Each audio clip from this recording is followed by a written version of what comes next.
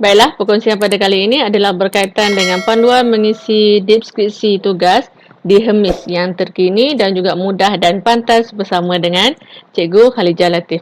Okey, bagi tujuan yang pertama ini saya akan tunjuk dahulu PowerPoint ini. Okey, di mana yang pertama untuk tujuan pengisian job description ini atau lebih saya selesa saya panggil GD job description ataupun deskripsi tugas yang ada di dalam laman web Hermes.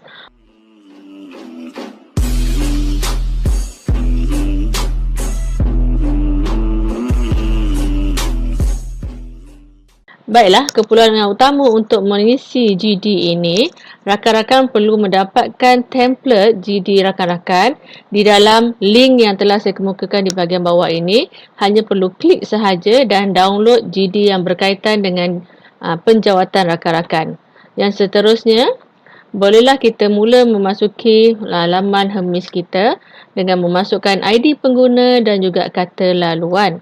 Apabila rakan-rakan dah masuk ke dalam ruangan Hermes, rakan-rakan perlu klik di bahagian data penjawatan, okey, yang second last ini, dan klik di bahagian deskripsi tugas. Okey, ini paparan yang besarnya, data penjawatan, deskripsi tugas. Klik dekat deskripsi tugas dan dia akan keluar paparan sebegini. Ada fungsi, modul submodul, halaman utama, peti pesanan dan juga log keluar. Okay, rakan-rakan klik dekat fungsi dan pilih selenggara komponen deskripsi tugas.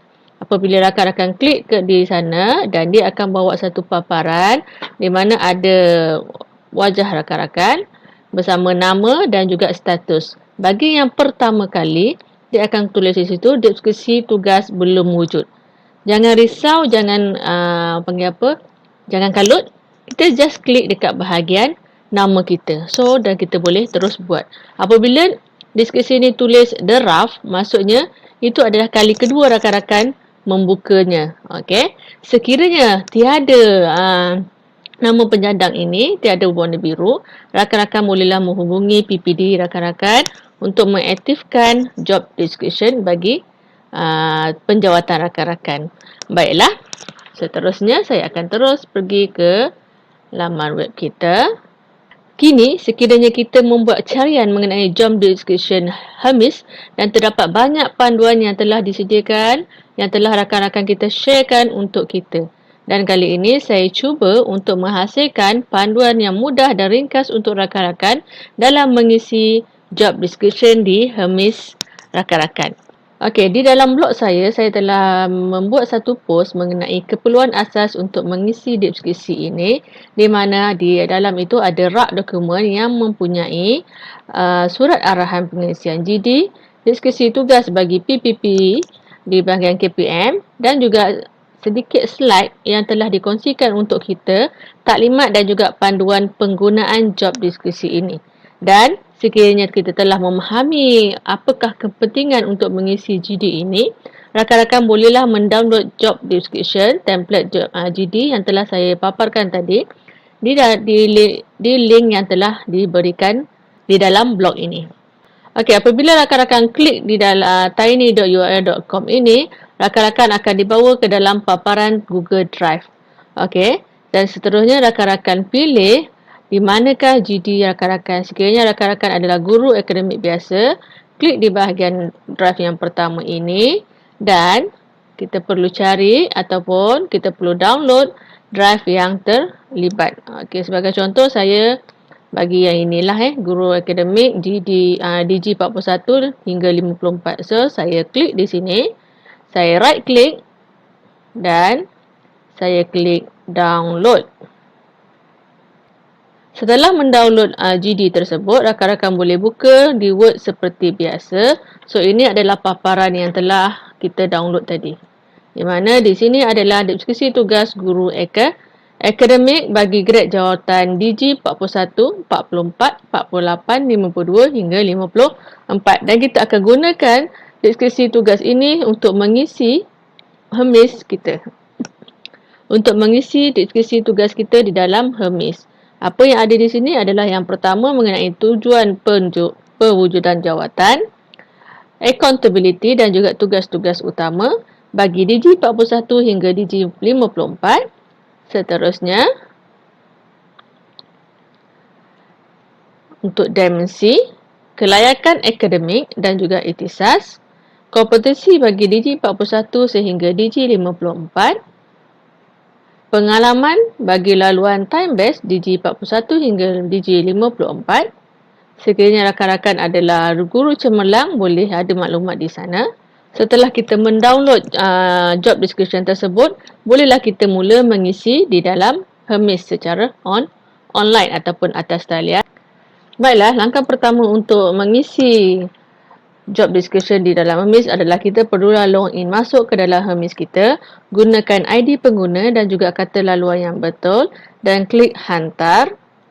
Seterusnya, rakan-rakan pergi di bahagian data penjawatan dan klik di bahagian bawahnya deskripsi tugas, dan seterusnya pergi di bahagian fungsi, klik selenggara komponen deskripsi tugas. Dan yang seterusnya, rakan-rakan klik nama penyandang, iaitu nama rakan-rakan, pastikan nama rakan-rakan itu confirm lah, betul kan? Klik di nama warna biru tersebut dan dia akan membawa rakan-rakan ke paparan begini. Okey, di mana di sini meminta untuk rakan-rakan mengisi daripada maklumat yang pertama, iaitu maklumat umum, sehingga ke maklumat yang ke-9 hingga kita boleh membuat jana dokumen GD ini. Okey, di maklumat umum, step yang pertama adalah di bahagian maklumat umum. Sekiranya ini merupakan kali pertama rakan-rakan mengisi deskripsi tugas ini, dia akan keluar di bahagian status itu sebagai deskripsi tugas belum wujud. Tak ada masalah, rakan-rakan hanya klik sahaja di bahagian nama rakan-rakan dan rakan-rakan boleh mengisi deskripsi tugas dengan mudah dan cepat.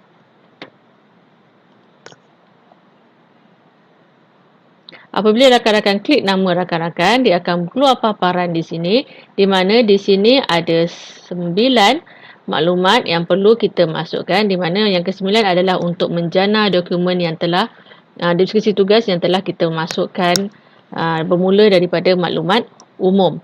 Di bahagian paparan dan tugasan utama ini, di paparan utama ini terdapat kod jawatan sebenar dan juga nama jawatan sebenar rakan-rakan. Okey, untuk kita mulakan, klik ke bahagian maklumat umum dan isikan ringkasan gelaran bagi jawatan sebenar.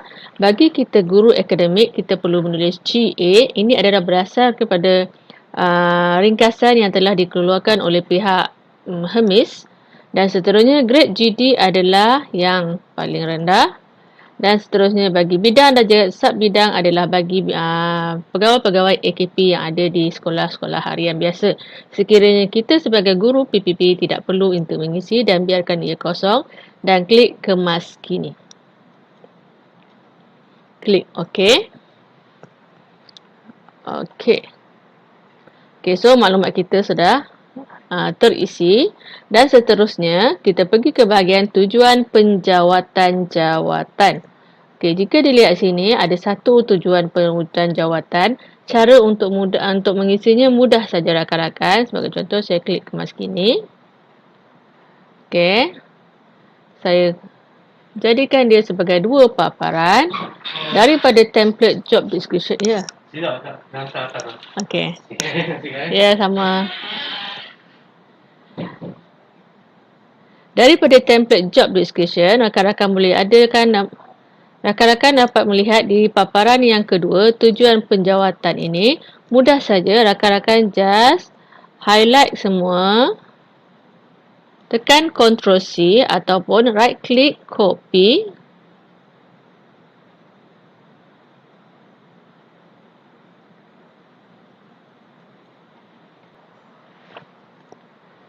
Okey, bagaimana untuk mengisikan dalam Hermes? Kita klik lain-lain. Di bahagian objek, saya tampalkan semua. Dan perkataan yang pertama ini, saya bawa naik sebagai kata kerja, mengajar, mendidik, menilai dan mentafsir murid selari dengan Akta Pendidikan 1996, Falsafah Pendidikan Kebangsaan dan Dasar Pendidikan Kebangsaan ke arah. Okey, ini adalah hasil. So, saya highlight, saya Ctrl X ataupun cut, saya hantar ke sini dan saya paste. So, dia akan menjadi satu ayat yang sama. Saya klik simpan.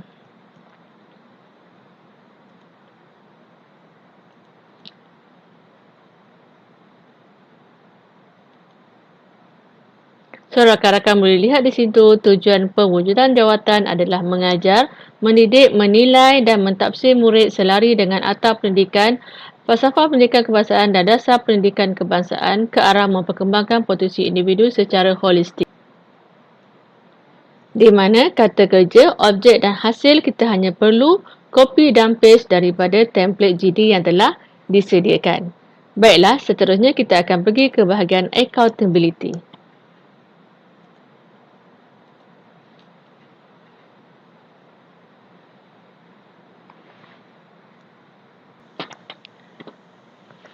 Di dalam accountability Hermes saya ini, saya telah mengisi sebanyak 6 rekod. Walau bagaimanapun, dalam template deskripsi tugas terdapat 8 accountability. Yang pertama, kedua, ketiga, keempat, kelima, keenam, ketujuh dan ke-8. So, pada kali ini saya bersama-sama dengan rakan-rakan untuk mengisi bagaimana untuk mengisi deskripsi ini, nombor 7 dan juga nombor 8, sambungan kepada yang telah saya lakukan sebelum ini. Okey, caranya mudah saja rakan-rakan. Rakan-rakan hanya perlu pergi ke bahagian DG yang berkaitan. Sebagai contoh, saya DG 48. Sebagai contoh, saya di ruangan yang ini. Saya klik di bahagian nombor 7.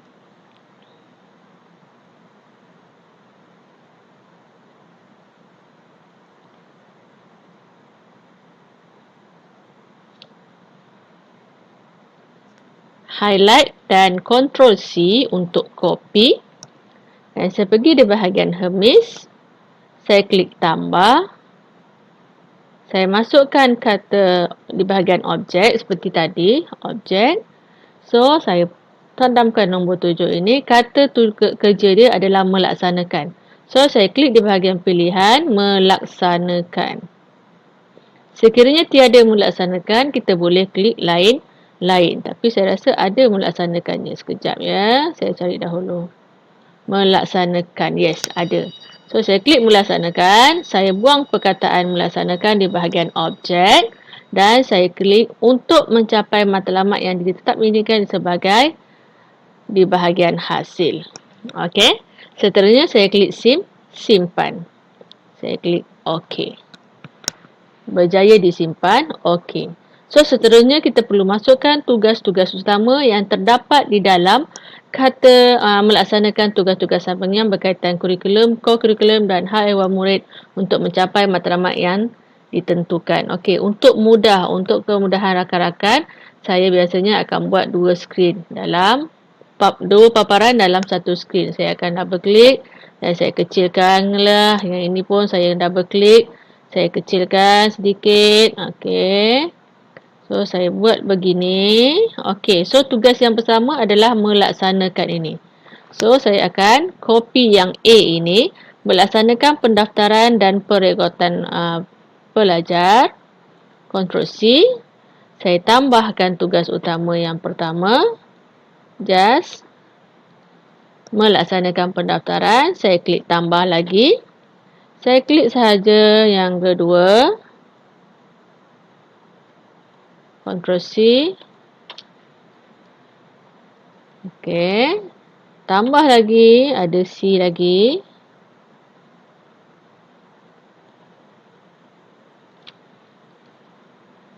Ada D. Perlu klik tambah. Kita klik lagi ke bawah. Copy lagi sekali. Ctrl V. Okey, selesai itu. Saya telah masukkan 4 tugasan utama bagi bagi accountability ini dan saya klik simpan. Dan adakah anda pasti klik OK dan kita berjaya menyimpan accountability yang ke-7. Teruskan sehingga rakan-rakan membuat hingga 8. Saya klik tambah lagi.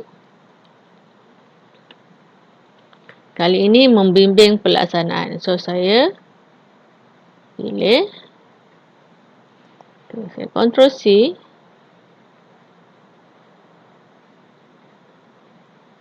Membimbing. Membimbing ada ke tidak? Kita klik kat bahagian kata kerja, cari perkataan membimbing. Ada membimbing, so kita buangkan di sini.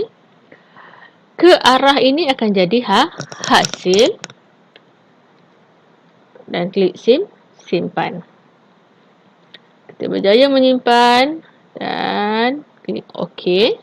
Seterusnya kita akan tambah tugas utama kita.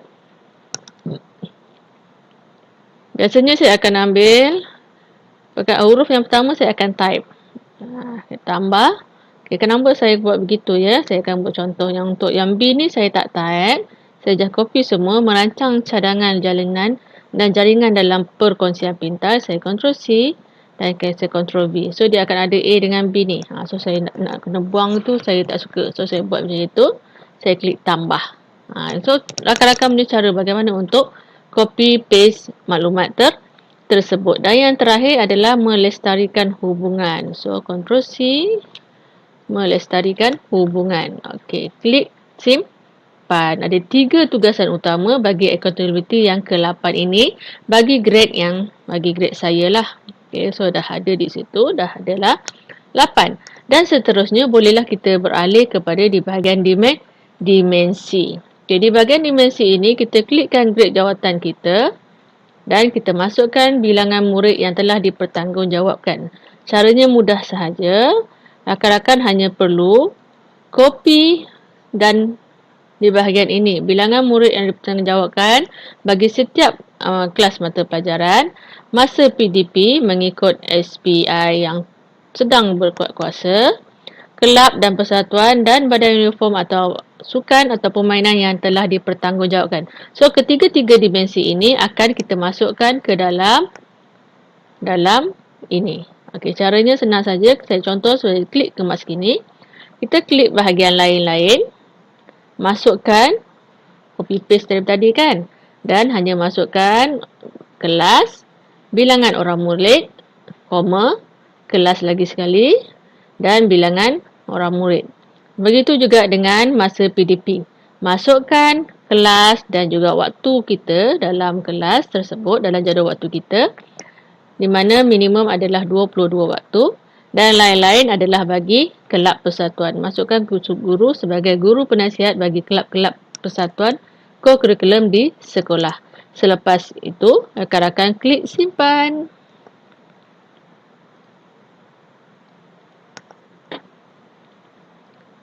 Okey, seterusnya kita pergi di bahagian kelayakan akademik. Saya klik kelayakan akademik. Okay, di sini kita perlu kemas kini kan. Klik kemas kini. Masukkan klik akademik rakan-rakan. Sebagai contoh, saya ijazah sarjana muda dengan kepujian. Dan saya klik simpan. Dan adakah anda pasti? Saya klik OK dan berjaya disimpan. Okey. Okey, seterusnya di bahagian kompetensi. Okey, masih bertiada rekod ditemui. So, kita klik kemas kini. Okay, di bahagian kompetensi daripada template yang telah disediakan, rakan-rakan boleh lihat bahawa Digi 41, 44 sehingga 54 ada pelbagai sini. Kita just copy and paste sahaja.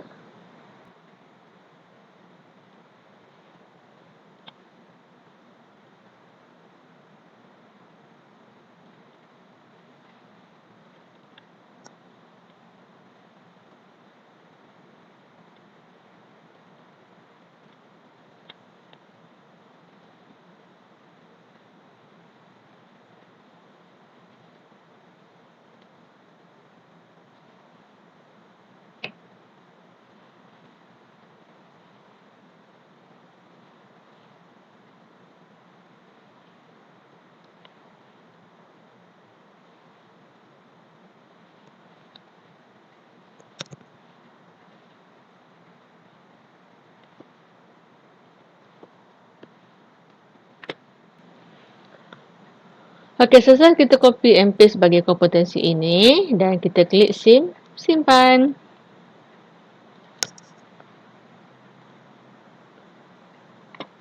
Bagi mengisi seterusnya, rakan-rakan perlu mengisi bahagian pengalaman.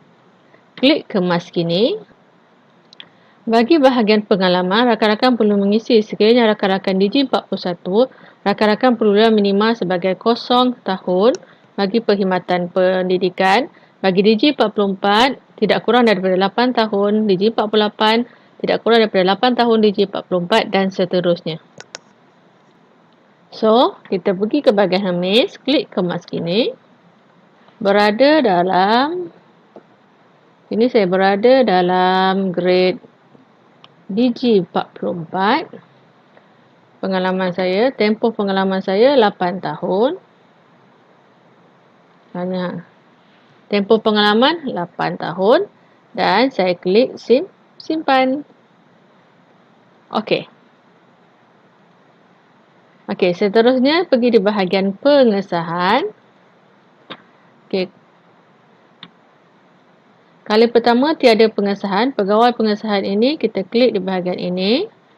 Rakan-rakan perlu memilih unit organisasi, carian unit organisasi